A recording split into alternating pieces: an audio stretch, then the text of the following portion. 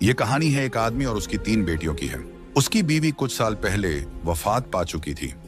उसकी तीनों बेटियां बहुत खूबसूरत थीं, मगर सबसे छोटी बेटी अपनी बहनों में सबसे ज्यादा समझदार थी।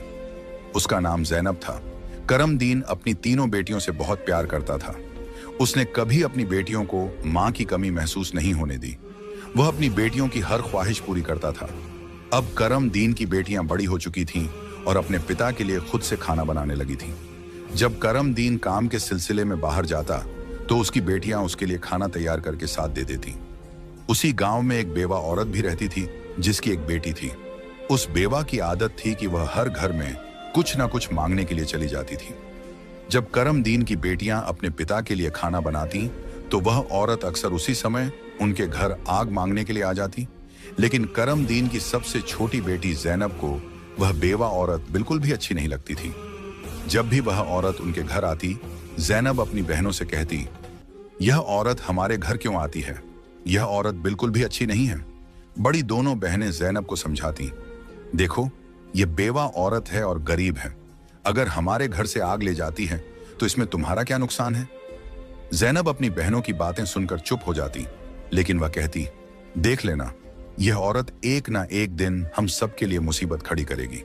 यह सिलसिला यूं ही चलता रहा। वह औरत रोज उनके घर से आग लेने आती और मौका पाकर करमदीन के खाने में राख मिला देती। करमदीन ने जब अपने खाने में खराबी महसूस की तो उसने सोचा कि उसकी छोटी छोटी बेटियां खाना बनाती हैं, इसलिए उनसे कोई गलती हो जाती होगी। वह अपनी बेटियों से बहुत प्यार करता था और यह बात समझ नहीं पा रहा था कि उसकी बेटियां उसका खाना क्यों खराब कर रही हैं।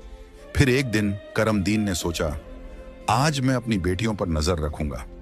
आखिर मेरी बेटियां अचानक से मेरे खाने में क्या मिलाने लगी हैं? जब करमदीन की बेटियां खाना बनाने लगीं, तो वह छुपकर उन्हें देखने लगा।